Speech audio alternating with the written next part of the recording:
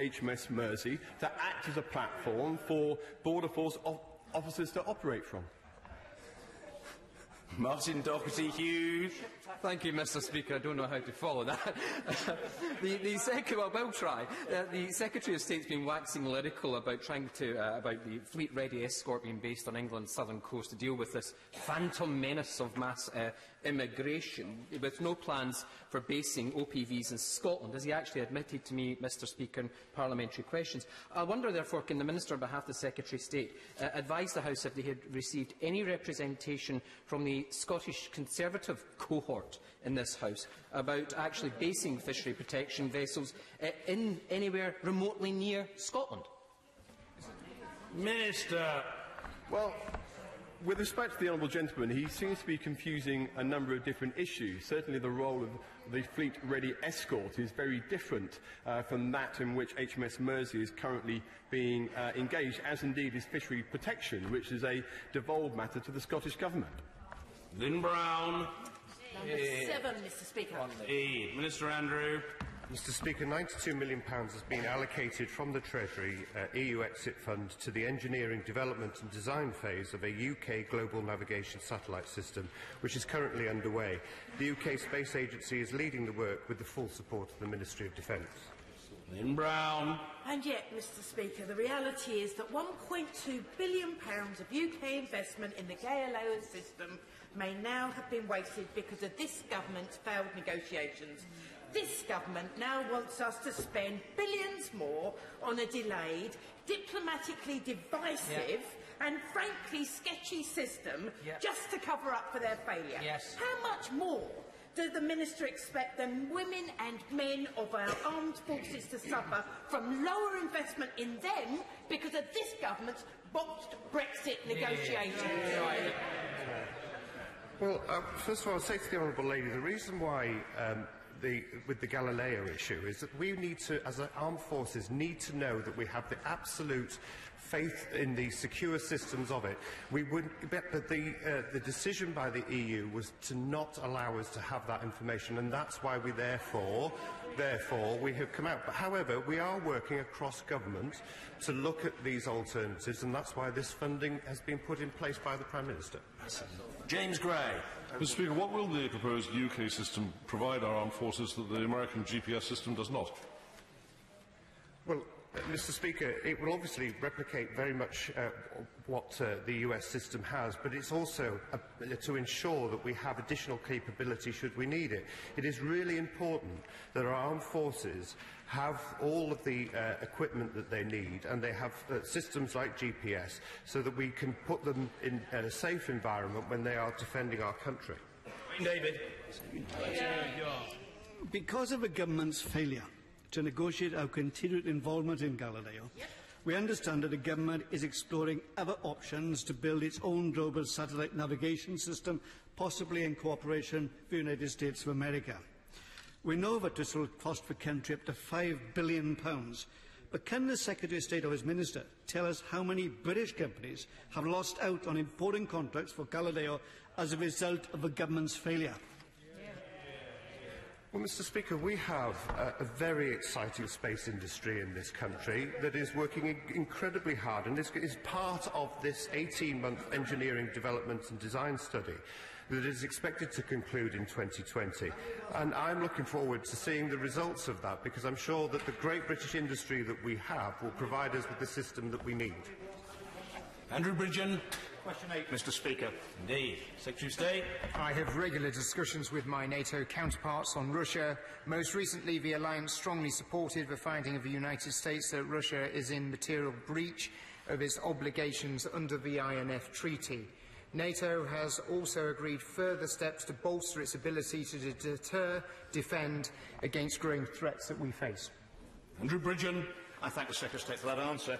The UK's participation in NATO's enhanced forward presence is the most visible demonstration of our commitment to the security of our eastern allies. Does my right honourable friend agree that their security is a vital part of ensuring our own security? My honourable friend is absolutely right in his analysis. By actually investing in the defence on the eastern border against the threat of Russia, we're as much investing in our security here in the United Kingdom as we are in nations such as Poland, Estonia and Romania. And we need to continue to do this as other nations also need to step up to the mark as well. And Mrs. Madeline Moon. Thank you, Mr. Speaker. Recent Russian military activities fall well below Article 5. Does the Secretary of State share with me the sadness that the public don't understand Articles 1, 2 and 3 of the North Atlantic Treaty, which promote peace, security, justice, stability and mutual aid, all of which are vital to our defence capability? I think we have to be confident about what NATO can deliver, and we have to increasingly make the arguments for what NATO does deliver for everyone and explain the full remit of what they do. And as we look in the future, you're seeing nations such as Russia and increasingly China operate within a grey zone, operating just below the level of conflict. But that doesn't mean that it is any less dangerous, and we've seen in Ukraine where the grey zone has merged with conventional power as well. Graham. The implications of Russian policy in the Near East may be more dramatic now that the US has withdrawn from Syria. Can my right honourable friend share with us if there is a cross-departmental plan on what the implications of this are for us and our other partners with this new regional dynamic? We continue to work right across government, looking at as to how the changing political situation affects many countries, not just in Europe, but as he touched upon, on the Middle East, and I can give him that assurance that we'll continue to look at that closely. Carol Monaghan. Thank you, Mr. Speaker. Russian incursions into Scottish waters are increasingly blatant, yet there are still no major naval surface ships based in Scotland. Has the Secretary of State had any discussions with his NATO counterparts regarding the UK's responsibility to properly patrol its North Atlantic maritime territory? Secretary of State. Well, what we've seen is an increased investment in terms of the North Atlantic, whether that is the deployment of P8 to Lossiemouth, whether that's the continued investment in terms of our submarine forces at Her Majesty's Naval Base Clyde, and we'll continue to make that investment. And we are very much leading the way in terms of the challenges that Russian increased activity in the North Atlantic presents, not just us, but the whole of NATO. Jill Furness. Number 9, Mr. Speaker. Minister Mark Lancaster. The UK will pursue a distinctive, independent and sovereign foreign and defence policy that meets British interests and promotes our values. The political declaration negotiated with the EU recognises the shared threats and values of the UK and the EU and provides a framework for an ambitious, broad, deep and flexible future relationship. Jill Furness. The EU Common Security and Defence Policy missions play an extremely important role for peace and security in the European continent and beyond. Can the Minister confirm that we will not be withdrawing personnel and operational support from such missions post-Brexit? Well, the Honourable Lady is absolutely right, and of course, up until recently, we actually led Op Atlantita, which is the counter-piracy in Somalia, although that has now handed over to a joint mission between Italy and Spain. But in the future, the Prime Minister has made it absolutely clear that just because we're leaving the European Union doesn't mean to say that we are leaving our responsibilities over security in the European Union, and we will look at contribution to missions where we can, when it's in both the UK and EU's interests. Presti. Thank you, Mr. Speaker. Does my honourable friend agree with me that as we regain our position as an independent and global presence on the world stage, that it is even more important that the United Kingdom is seen as a reliable and credible partner and ally across the world? Minister.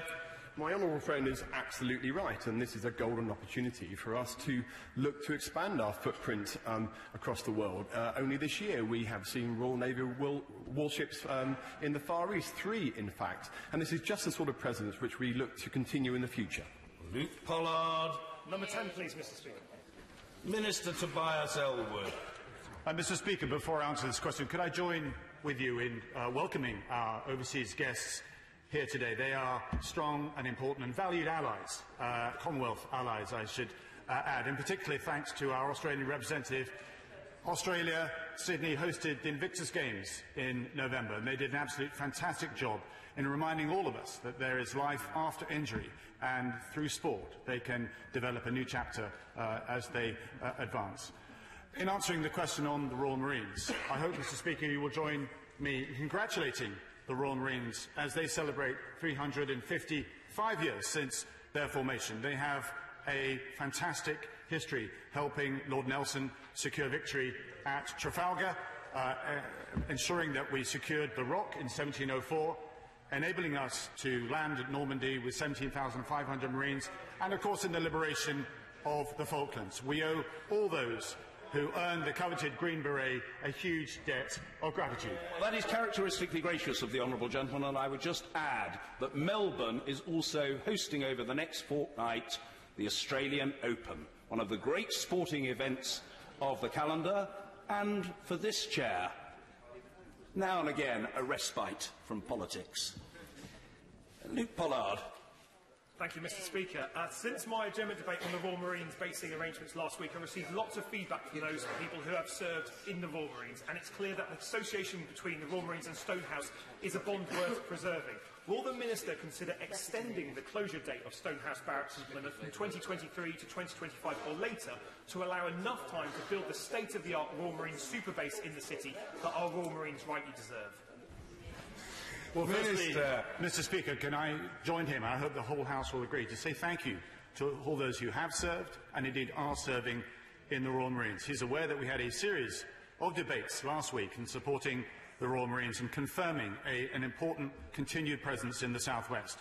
He will be aware that 3 Commando Brigade will remain in the Plymouth area. 2-9 Commando Royal Artillery must move from the Citadel. It's no longer fit for purpose. 40 Commando will move from Taunton. 4-2 Commando will remain in Bickley, as will 4-5 Commando will remain in Condor, and our Close Protection Unit looking after our nuclear assets. And Limpson will continue as well.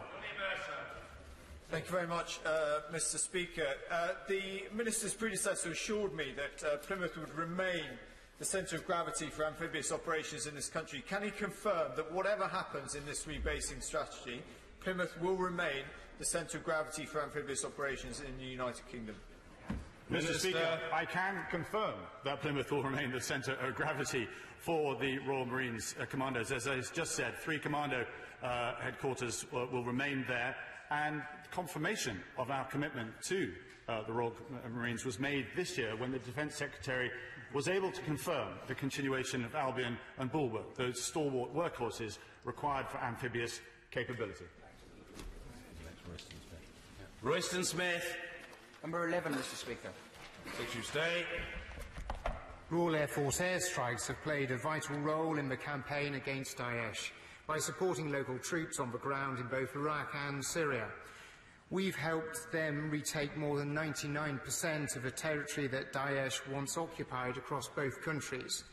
This is a significant success, but they still hold pockets of territory.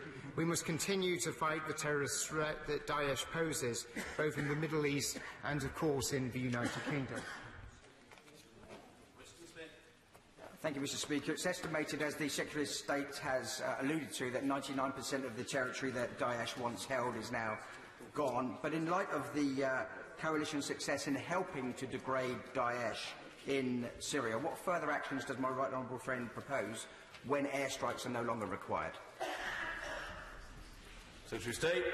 Well, just over the last month, we've seen actually 51 airstrikes against Daesh and 27 just in the last 2 weeks alone. So actually the tempo of activity and the amount of resource that we'll continue to have to commit will still be substantial over the long term. But we'll continue to work very closely with our allies actually to see what type of support, package of support that needs to be offered to continue to put the pressure on Daesh, whether that is in Iraq or in other countries as well. Matt Warman. Well, Mr. Speaker. Mr. Lancaster. With permission, Mr. Speaker, I should like to answer questions 12 and 20 together. The MOD is committed to exploiting offensive cyber as a war-fighting tool. We are developing and employing capabilities through the National Offensive Cyber Programme and ensuring offensive cyber is fully integrated with military full-spectrum operations. Matt Warman. Thank you, Mr. Speaker. Working with the private sector and keeping legislation up to date is essential when it comes to developing cyber capabilities, offensive or otherwise. What steps is the department taking to make sure that the private sector is appropriately involved and that legislation is kept up to date?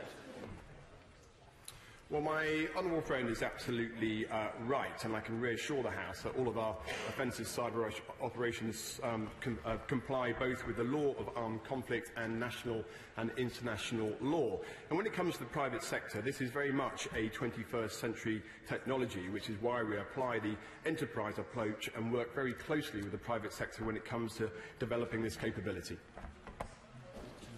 James Cartledge. Thank you, Mr. Speaker. Further to that question, of course, the private sector is a real success story. There's huge growth in the area. What more can the government do to work with the private sector, not just in the context of defensive cyber, but offensive, to ensure that we can bring forward technology that assists not just the country, but the UK firms as well?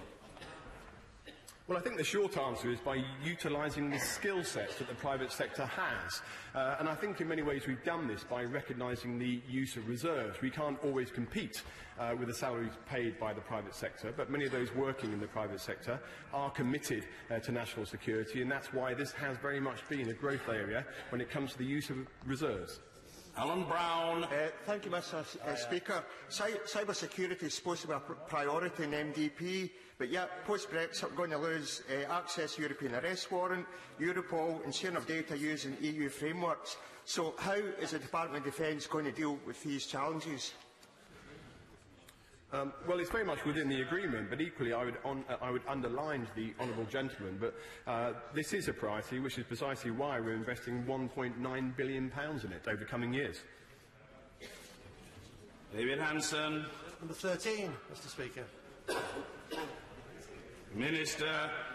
With permission, Mr. Speaker, I should like to answer questions 13 and 17 together. The Army is working closely with Capita, with multiple interventions now in place and delivering improvements.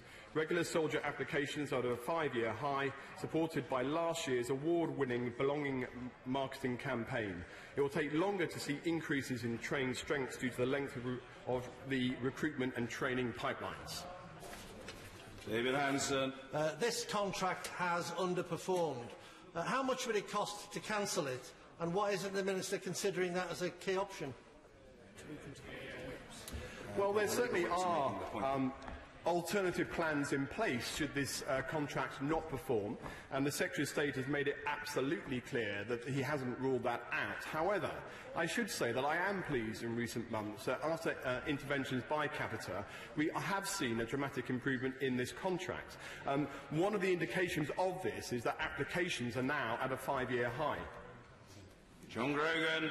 In the light of Capita's complete failure to deliver on its army recruitment contract, frustrating the ambitions of many youngsters whose only desire is to serve their country, in the light of all this, can I ask the Minister again, can Capita be trusted to run the defence and fire service as well? Well, I think we've been quite open about the fact that there have been challenges in this contract, and equally, the Chief of Defence Staff, in his appearance before the Select Committee the other day, recognised that some of those issues were of the Army's own making historically. But I can only repeat again that I am confident, and this has occupied much of my time in recent months, that improvements have been made to this contract, and we are now seeing that pipeline working. It is much more effective than it has been in the past, and I think the results we'll see in a few months' time. Will Quint. Mr. Speaker, accepting that it is early days, has the Minister made any assessment of the Army's new advertising recruitment campaign? Yes, I mean, the very fact that everybody seems to be talking about it, I think, is a very positive sign. And whilst time will tell, the early indications are that applications are up over 20% from this time last year and 35% from 2017. So it appears to be positive. Alex Cunningham. Number 14, Mr. Speaker. Minister. With permission, Mr. Speaker, I should like to answer questions 14, 16 and 23 together. We remain committed to maintaining the overall size of the armed forces, and we have a range of measures underway to improve recruitment and retention. The challenge is kept under constant review. Alex Cunningham. Yes, because surely the Secretary of State recognises the need for a serious recruitment programme for the armed forces rather than his targeting of gamers whose screen skills, I suppose, could be redeployed bombarding the Spanish Navy with paintballs? Well, I'm grateful, but I'm not the Secretary of State. Well, not yet. I'm very grateful to the honourable gentleman for his confidence in me. But I think, with respect, he is rather missing the point of this latest recruitment campaign, which is we are always going to have core intenders who want to join the military. But equally, we are trying to attract a whole group of people who don't realise that the modern military requires many other skills than the ability of being able to use a bayonet. And that is precisely why, when it comes to looking at peacekeeping operations, we need to use the compassion of the so-called snowflakes, who can sit there and they can be effective operators in the humanitarian environment. In calling the honourable gentleman the member for Blaenau Gwent, I take this opportunity to wish him a very happy birthday. Might I suggest the 49th? Mr. Nick Smith. Thank you, Mr. Speaker. It's very kind of you to wish me best wishes. But doesn't the Minister accept that the number of fully trained personnel in each of the armed services is now lower than it was at this time last year? And so this makes a mockery of the Conservatives' manifesto pledge to maintain the overall size of the armed forces. Minister. Well, the overall manning of the armed forces remains at 93%, and crucially that means that we are maintaining all of our operational commitments. Peter Kyle. Thank you, Mr. Speaker. As part of the future accommodation model, service personnel are being forced off-patch. This could increase the loneliness that's been identified by the Royal British Legion amongst service personnel. Has he made an assessment of the implications of people and the attractiveness of coming into the force that this is going to induce? Well, let's be absolutely clear. The future accommodation model is about choice. It is about recognising that not everybody necessarily wants to live on the patch. It's about creating a more stable armed forces. So, for example, by creating super garrisons, it means that families are not being moved around the whole time around the country. This is aimed at being a very good retention tool and, crucially, giving our service personnel choice in how they live their lives. Christian Matheson. Number 15, sir. Minister. Mr. Speaker, the Modernising the Defence Estate programme, he'll be aware, is a 25-year programme to rationalise the defence real estate, which is far too large for our present circumstances. We need to look at our training areas, we look at our garrisons as well. We need to provide places for civilian housing too. And he'll be aware that Chester is involved in that programme. Christian Matheson. Thank you, Mr. Speaker. Does the Minister share my concern that reducing the number of barracks and concentrating them, for example, in the North West at Wheaton in Preston, reduces the operational footprint of the Army in the North West or elsewhere in the country, and therefore reduces the operational effectiveness? Might not it be a better idea to keep open some barracks, such as Dale Barracks in Chester, to maintain a better spread operationally? Minister Elwood. It's interesting that the honourable gentleman raises this point, because it is something that the Defence Secretary was actually talking about this morning, the footprint that we have in the northwest of England, which is actually a very large recruitment area. But he'd be aware of the decisions that have been made concerning Dale Barracks, 2nd Battalion Mercenary Regiment and the RLC units will be moving. The Fox Barracks will remain, the Army Reserves will be there. But his point is well made, and we will try and act upon it. Rebecca Powell. Thank you, Mr. Speaker. Millions of pounds have been invested in the Norton Manor site where 40 Commando are based in Taunton Deane. This is ideally located for the Marines, and over 150 people aside from the Marines work on this extensive site. So would my right honourable friend give a commitment that all of these aspects will be assessed in the overall plan to rationalise the defence estate? Because this place has a great deal to recommend it. Mr. Speaker, my older friend makes a powerful case for the Taunton barracks and for 40 Commando. She is aware of the decisions that have been made already, but perhaps we can meet separately to see what more can be done to provide support to her. Thank you. As befits a former teacher of more than 30 years standing, the Honourable Lady has been most patiently and courteously waiting for her opportunity. Thelma Walker.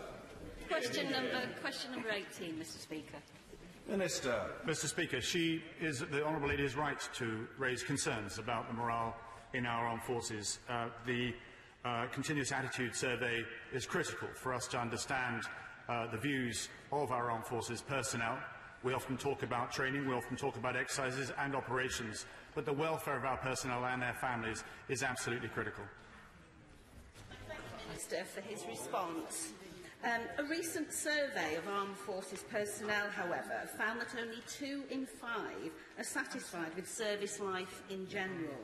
This has been linked to low pay and poor quality accommodation. What is the government doing specifically to reverse the decline in our armed services morale? Well, as I mentioned in my opening remarks, it is a concern, and we must address this. Pay has never been an issue in the armed forces. When I joined up, it wasn't an issue. People don't join the armed forces for the money, but we do not want it to become an issue. And I'm pleased that the pay freeze was lifted last year, 2% rise, but also there's efforts being made to improve the accommodation and also to provide flexible working, which is the main ingredient that it forces people to depart because they are unable to spend enough time with their families. These changes have been introduced and I hope will affect the morale of our armed forces. Thank you. Topical questions, Mike Wood. Topical question 1, sir. Indeed. Secretary of State. As we start the new year, I want to pay tribute to the men and women who spent Christmas away from home in service of their country. Over the Christmas period, I visited UK Armed Forces personnel in Ukraine, South Sudan and Kenya. It was excellent to see the work they're doing in the security, peacekeeping and humanitarian fields. Mike Wood. Thank you, sir. What action is the Ministry of Defence taking to support the democratic government in Ukraine? And will the Secretary of State update us on his recent trip to Odessa, and particularly on the position of Ukrainian Navy sailors held prisoner by Russia? So what we see in Ukraine is the most dreadful of situations where Russia's aggressive acts has seen Ukrainian sailors who have been held against their will and continue to be held against their will. And as an act to demonstrate their intent for 2019, Russia and the Kremlin should be looking at letting these men be able to return to their family and friends at the earliest possible opportunity. But we are supporting the Ukrainian people.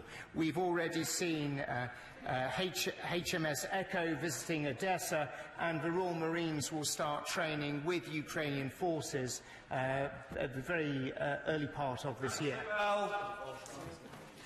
Thank you, Mr. Speaker. Does the Secretary of State want to apologise to Scott Scarsman and Steve McWhirter, who was called a snowflake in Cabot's disastrous £752 million recruitment campaign without his permission?